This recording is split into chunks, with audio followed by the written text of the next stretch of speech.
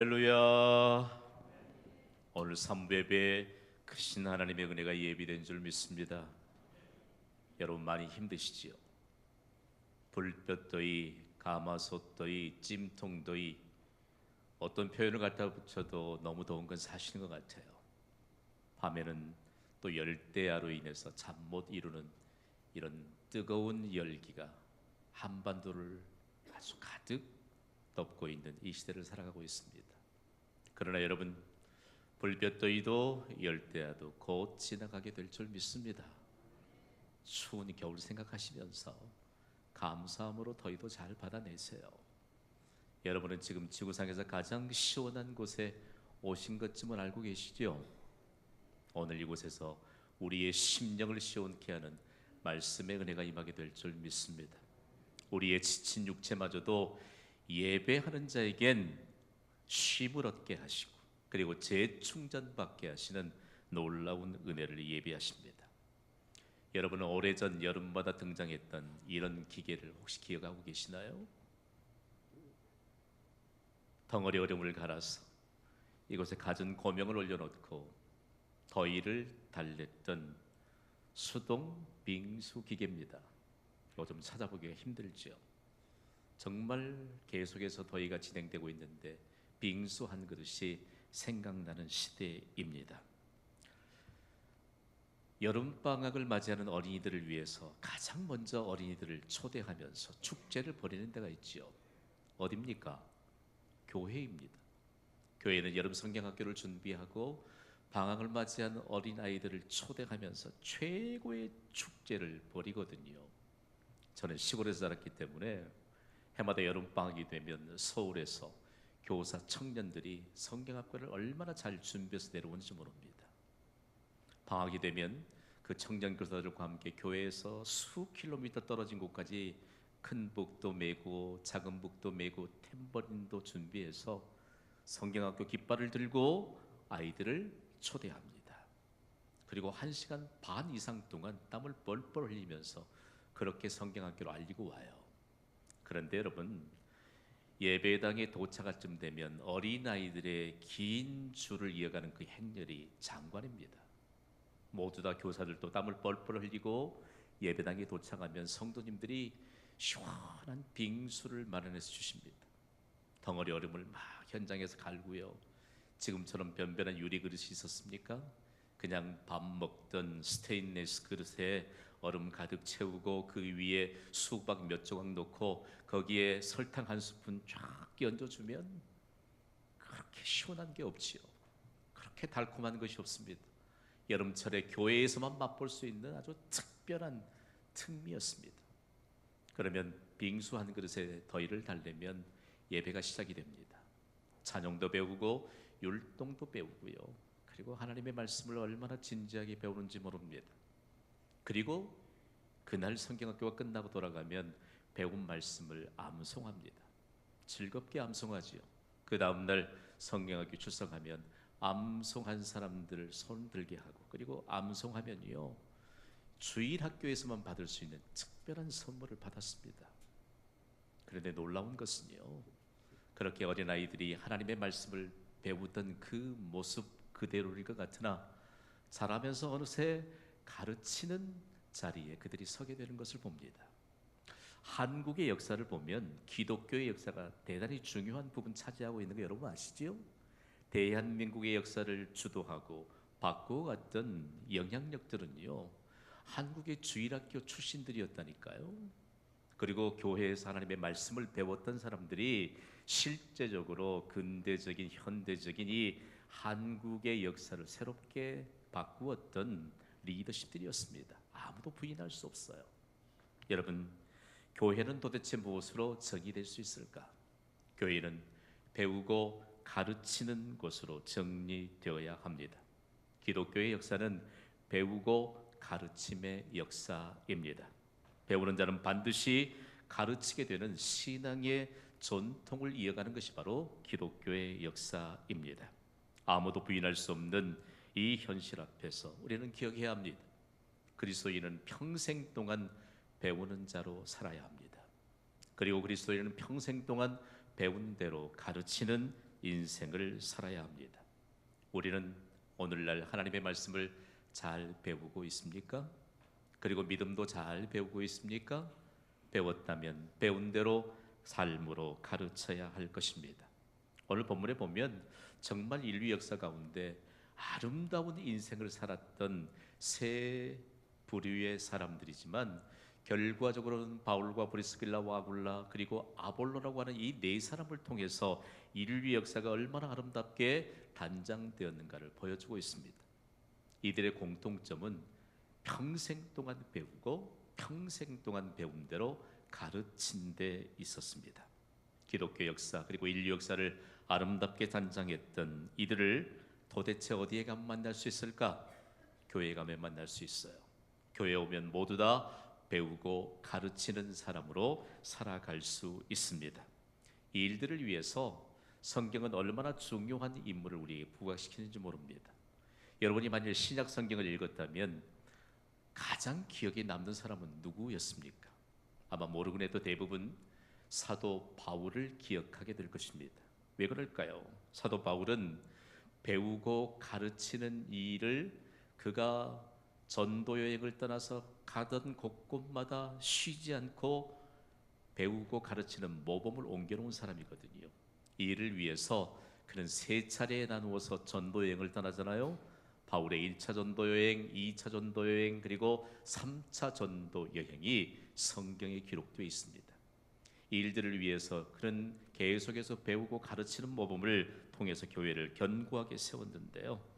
그는 도대체 어떤 인생의 모범을 남겼을까라고 하는 것입니다. 바울에게는 이러는 동안에 이런 별명이 붙었거든요. 우리 함께 읽어봅시다. 시작. 바울은 예수님을 가장 많이 닮은 자. 여러분, 바울을 통해서 우리의 인생의 표지를 주십니다.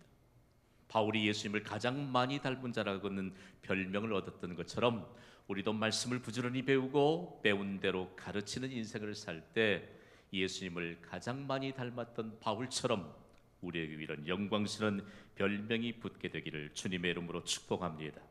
오늘 말씀은요, 바울의 제2차 전도 여행을 마치던 때를 오늘 본문 사도행전 18장 18절은 이렇게 기록하고 있거든요.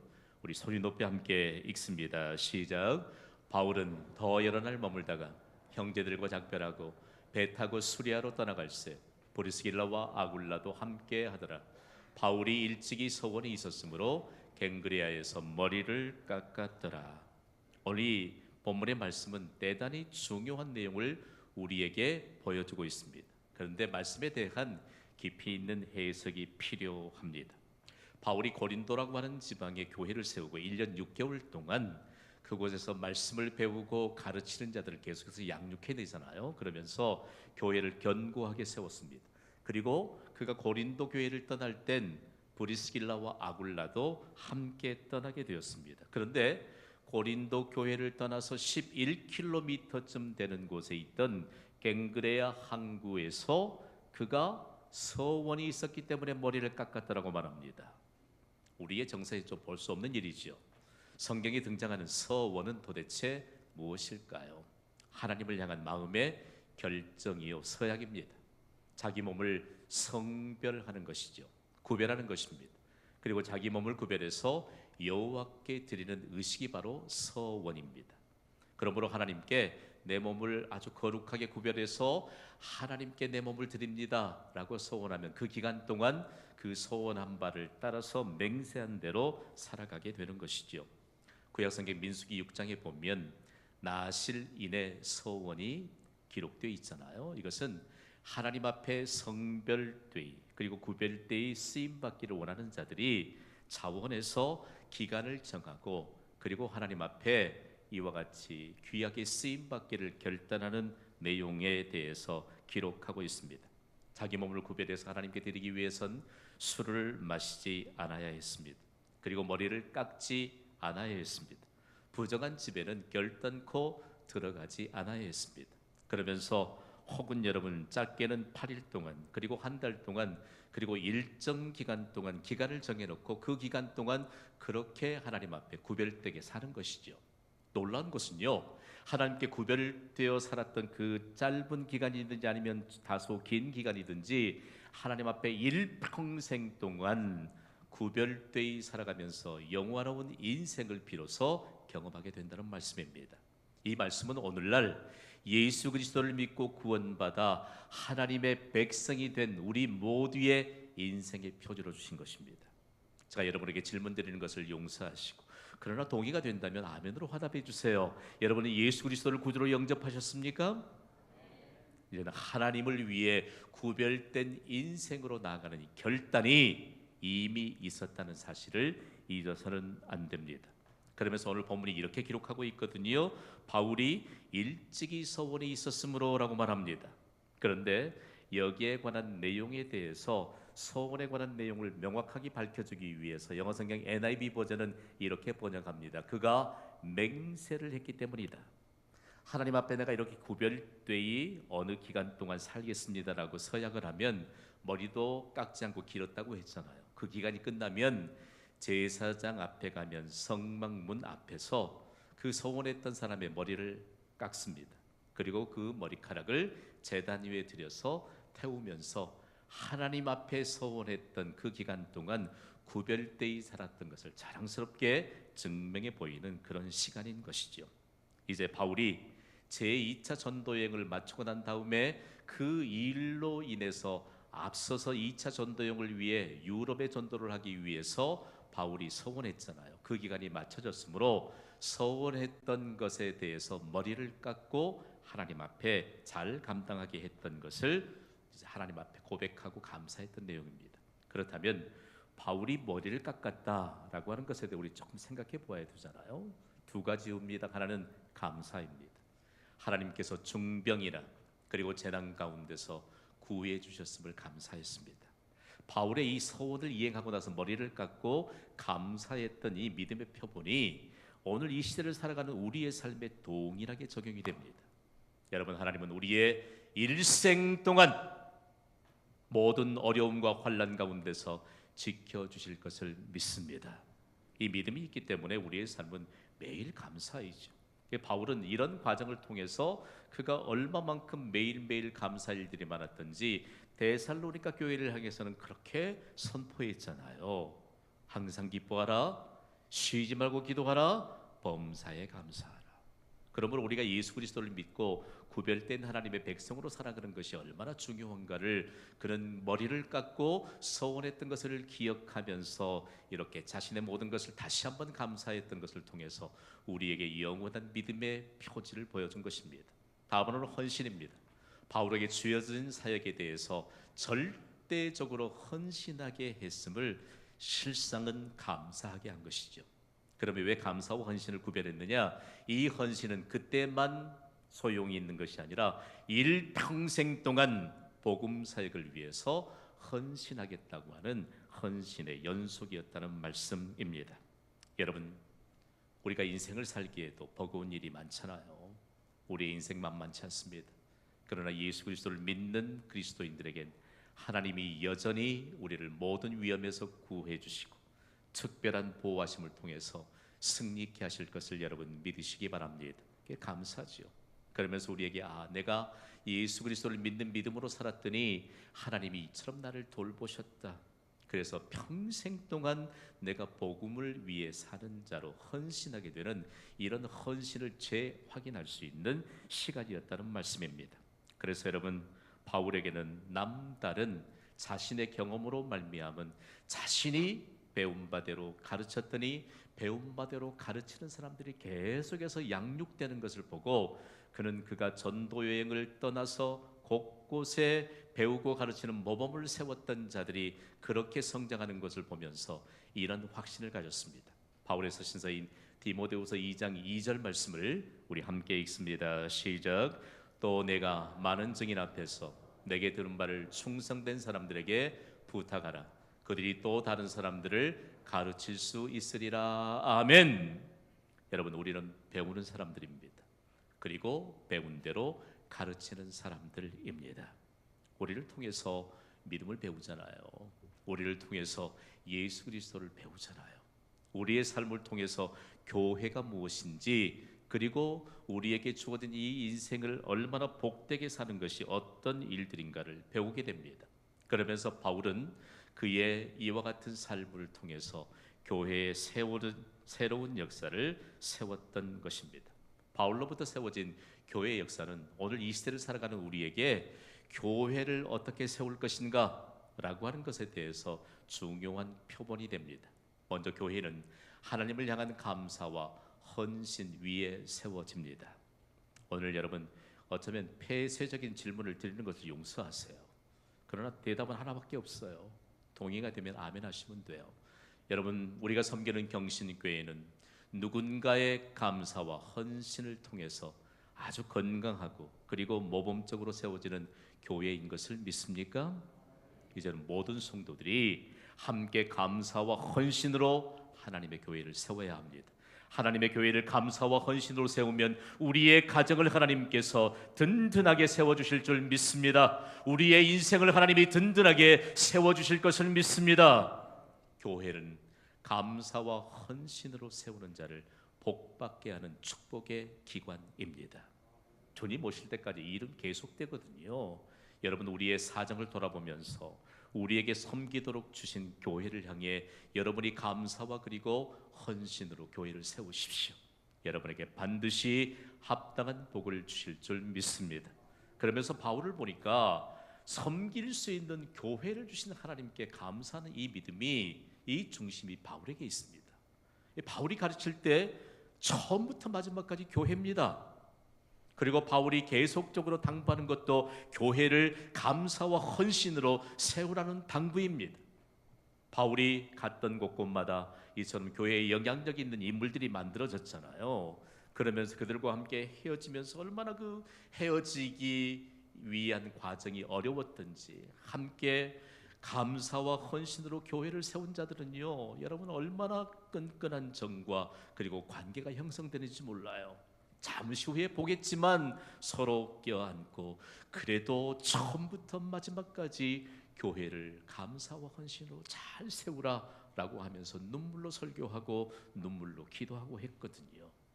여러분, 오늘 우리에게 감사와 헌신으로 교회를 세울 수 있도록 교회를 주신 하나님께 감사하시기를 바랍니다. 그리고 끊임없이 교회를 위해 헌신하는 것이 얼마나 복인가를 오늘 우리에게 하나님이 말씀합니다. 그렇다면 오늘 바울을 통해서 도대체 어떤 모범들이 계속해서 이어져 갔을까요? 오늘 배우고 가르치는 모범을 가진 두 번째로 만나는 사람들은 바로 브리스길라와 아굴라입니다. 우리가 영원한 하나님의 나라에 가면 브리스길라와 아굴라를 만나게 될 것입니다. 우리 그 사람과 통성명을 하기 위해서라도 함께 외쳐봐요. 브리스길라, 아굴라. 자, 두 사람이 부부입니다. 그런데 브리스길라는 아내입니다. 아굴라는 남편입니다.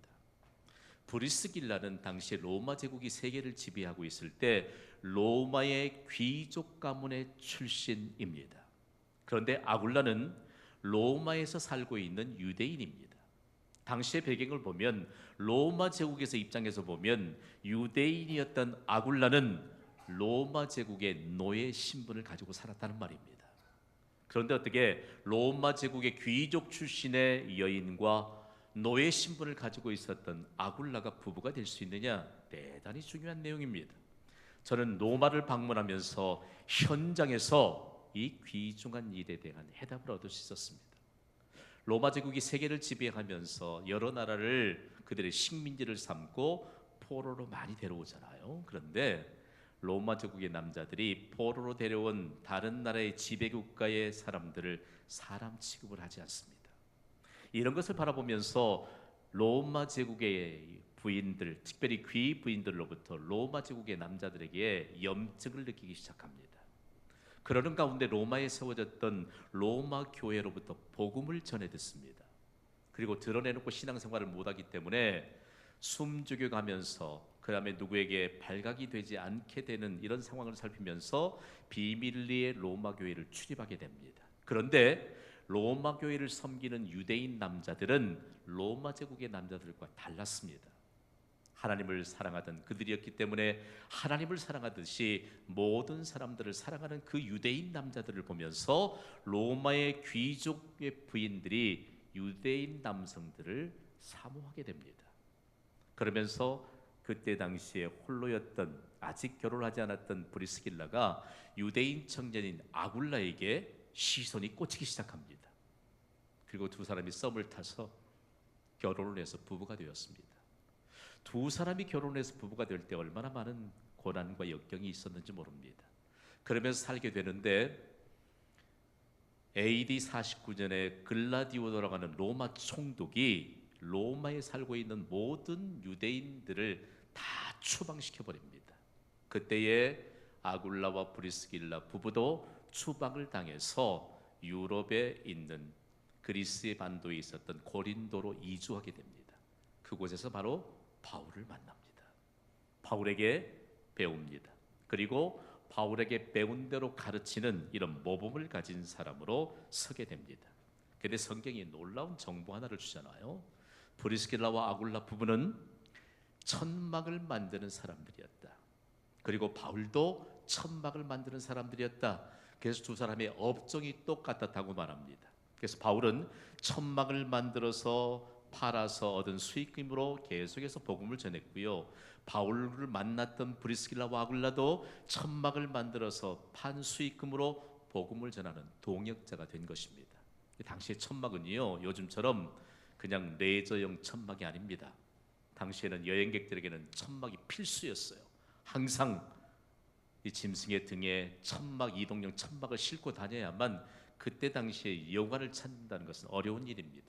그래서 정착지에 머물게 되면 이동용 천막을 치고 하룻밤을 지내야 되는 이런 역할을 했던 것이 바로 천막입니다. 또 유목민들은요, 이리저리 옮기면서 양떼와 소떼들을 쳐야 하는데 그들이 가는 곳곳마다 이동용 천막은 필수 수단이었던 것을 당시를 통해서 알 수 있습니다. 그러므로 이 두 사람이 업종이 같았기 때문에 천막을 만드는 제조업자로 살면서 배우고 가르치는 사람들을 계속 양육해냈습니다. 그러다가 바울을 만났더니 브리스길라와 아굴라는 세계적인 그리스도인이 되었고 인류 역사상 가장 아름다운 인생의 모범을 남게 되는 그런 영광스러운 인생을 살게 됐습니다. 우리도 예수님을 만났잖아요. 우리의 인생을 사는 동안 브리스길라와 아굴라처럼 영광스러운 인생을 살아가게 될 줄 믿습니다. 또 하나의 인류 역사의 핵을 그었던 것은 천막 제조업자들이에요. 바울도 그리고 브리스길라와 아굴라도 천막을 제조하는 사람, 텐트 메이커였습니다. 이 영어 단어인 텐트 메이커가 천막 제조업자라는 의미인데 바울과 브리스길라와 아굴라가 천막을 제조하면서 복음을 전하는 선교사 역을 감당했기 때문에 지금도 자신이 돈을 벌어서 복음을 전하는 선교사들을 일컬어서 자비랑 선교사라고 하거든요. 여기에 바울과 아굴라와 그리고 브리스길라가 그렇게 했던 것처럼 천막 제조업자였던 텐트 메이커가 선교 용어가 됐습니다. 저 같으면 다른 단어를 좀 써서 표현할 수 있겠지만 텐트 메이커라고 하는 이 단어가 바로 자비랑 선교사를 뜻하는 선교 용어로 남기게 했던 새로운 역사를 쓴 것이죠. 그런데 이 두 사람 브리스길라와 아굴라와 그리고 바울이 함께 천막을 만들어서 판수익금으로 선교하면서 얻었던 두 가지의 귀중한 보석과 같은 믿음의 두 가지 표지가 있습니다. 한번 따라하시지요. 뜨거운 가슴을 가진 자, 부지런한 손을 가진 자. 여러분 가슴 뜨거운 사람 많죠? 부지런한 손 가진 사람 많아요. 그런데 무엇을 위한 뜨거운 가슴이냐? 복음을 위한 뜨거운 가슴을 가진 자가 되었습니다. 그리고 그들이 가는 곳마다 복음을 위한 뜨거운 가슴을 가진 자들을 만들어내면서 모두 다 영화로운 인생을 살게 했거든요. 그 다음에 주의 일을 위한 부지런한 손을 가진 자들이 되었습니다. 여러분 주의 일에 힘쓰는 자들이 복 있는 인생을 살아가는 줄 여러분 믿습니까? 성경은 바울을 통해서 중요한 내용 하나를 우리에게 획을 그어서 전달합니다. 주의 일에 힘쓰는 자들이 되라고 말합니다. 주의 일에 힘쓰는 자들은 결단코 헛되지 아니하는 하나님의 놀라운 역사의 증거자들이 되기 때문입니다.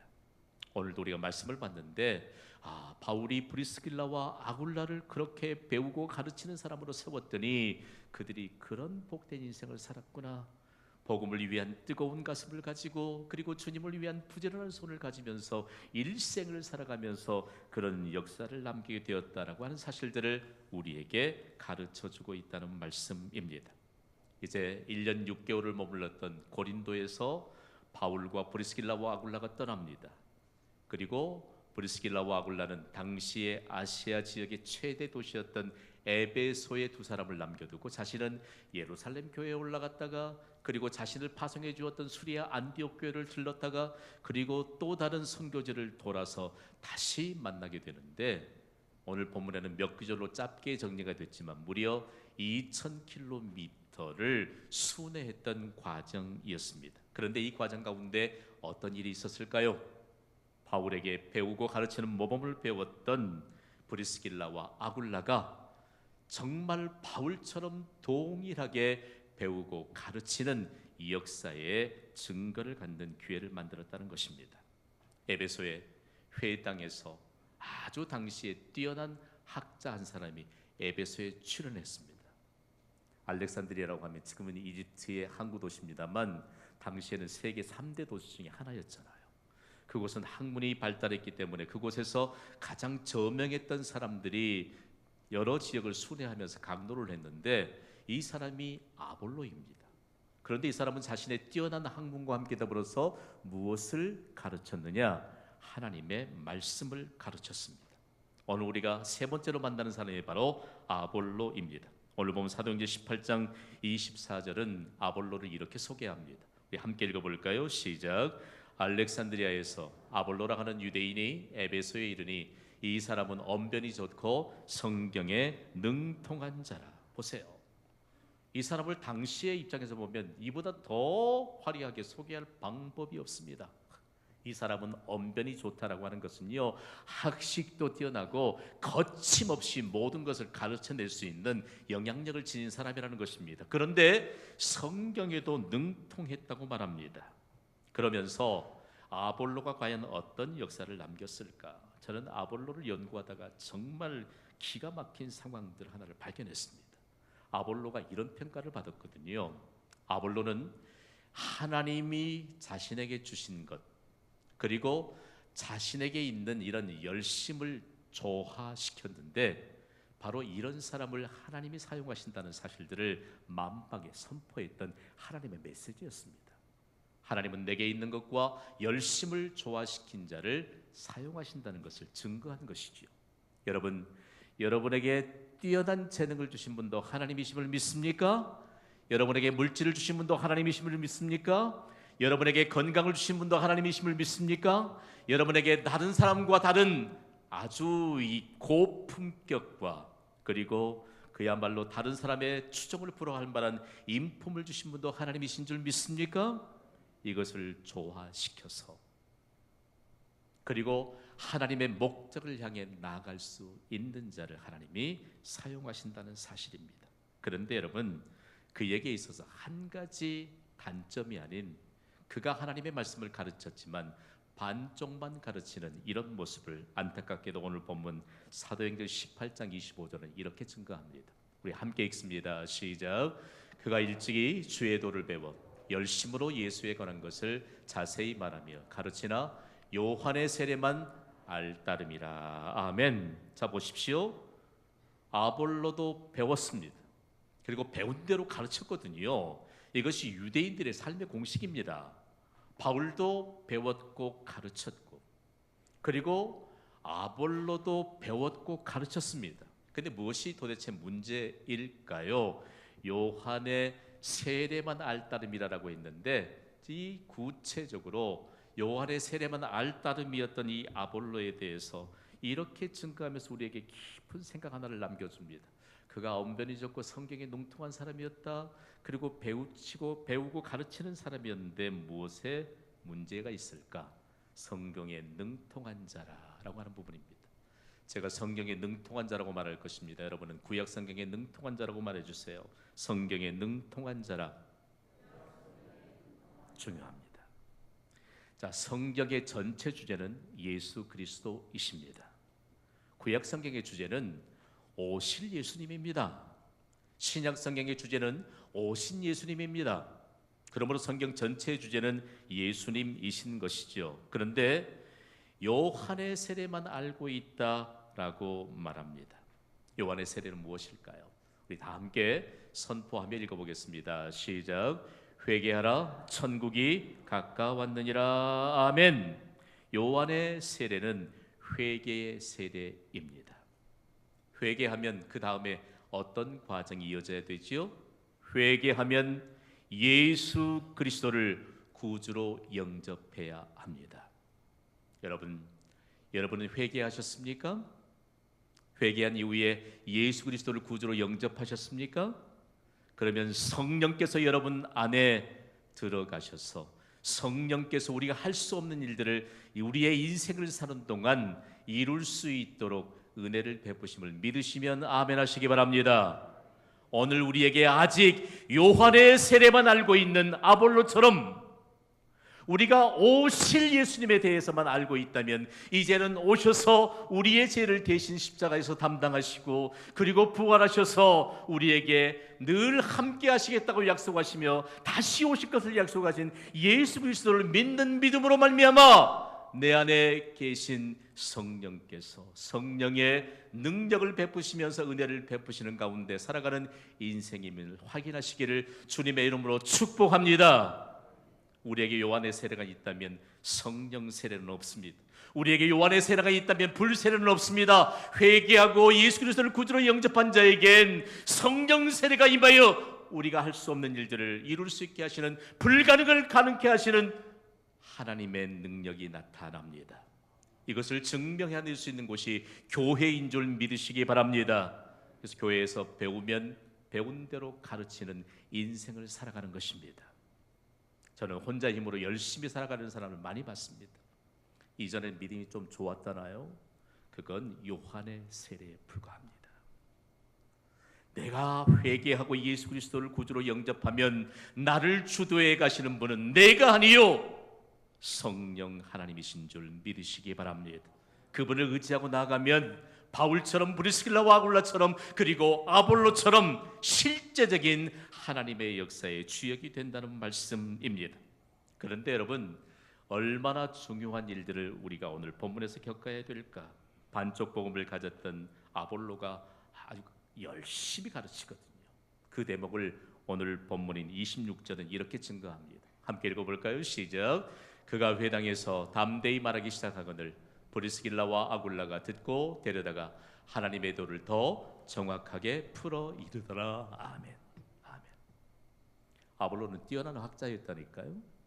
그런데 이름도 없는 그저 평범한 사람인 브리스길라와 아굴라가 좀 보자고 하더니 반쪽 복음을 완전한 복음으로 채워줍니다.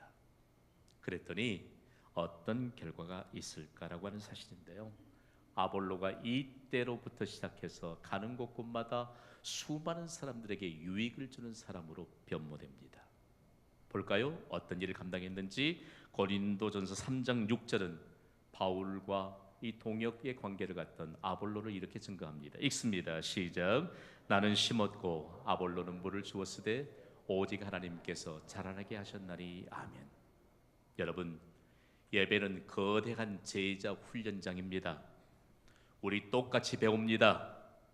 그러면 바울에게 직접 배우지 않았습니다. 바울의 제자였던 브리스길라와 아굴라에게 배웠던 아볼로가 바울과 똑같이 가르치는 동역자가 됐습니다. 우리 모두는 세상을 향해 하나님의 비밀을 배운 대로 전달하는 축복의 전달자로 이곳에 우리를 하나님이 부르신 줄 여러분 믿으시기 바랍니다. 그러면서 가는 곳곳마다 얼마나 많은 유혹을 주었든지 이 성경은 오늘 본문 28절에 이렇게 증거합니다. 함께 읽습니다. 시작. 이는 성경으로서 예수는 그리스도라고 증언하여 공중 앞에서 힘있게 유대인의 말을 이김이더라. 아멘. 자, 따라하겠습니다. 예수는 그리스도라. 이전에 아볼로는 세례 요한의 세례만을 알던 사람입니다. 예수 그리스도가 아니라 세례 요한에게 초점을 맞췄던 사람인데 그는 이제 예수는 그리스도라고 말합니다. 예수는 그리스도는 도대체 어떤 의미일까요? 제가 해석해 드릴게요. 예수는 그리스도이십니다.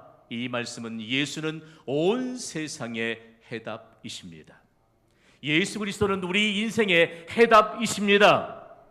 그러므로 부지런히 배우고 가르치는 자에게 일평생 동안 영화로운 인생의 면류관을 씌워주십니다.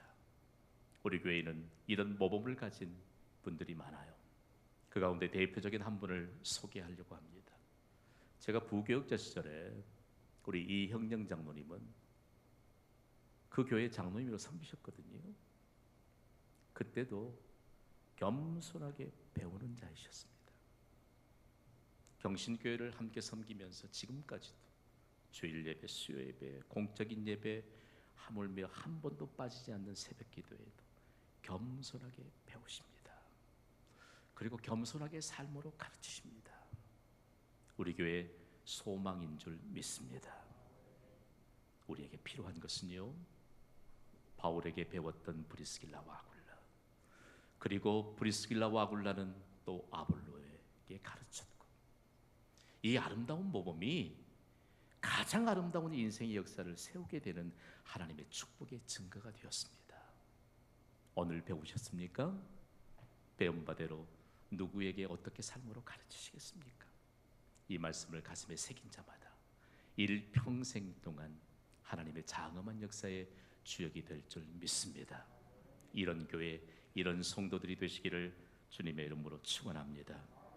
이 시간 반주해 주세요. 우리 기도할 것입니다. 하나님, 항상 하나님의 말씀을 배우는 자가 되게 하여 주시옵소서. 항상 하나님의 말씀을 배운 대로 가르치는 자가 되게 하여 주시옵소서. 오늘 우리에게 그 어떤 절망할 만한 삶의 형편이 있다 할지라도 하나님의 말씀을 배우는 자에게 항상 해답을 주십니다. 어떤 고난과 역경이 있다 할지라도 배운 바대로 삶으로 가르치는 자에겐 언제나 하나님은 해답을 주십니다. 마음으로 깊이 기도하면서 하나님이 주시는 음성을 듣고 그리고 해답을 찾게 되기를 소원합니다.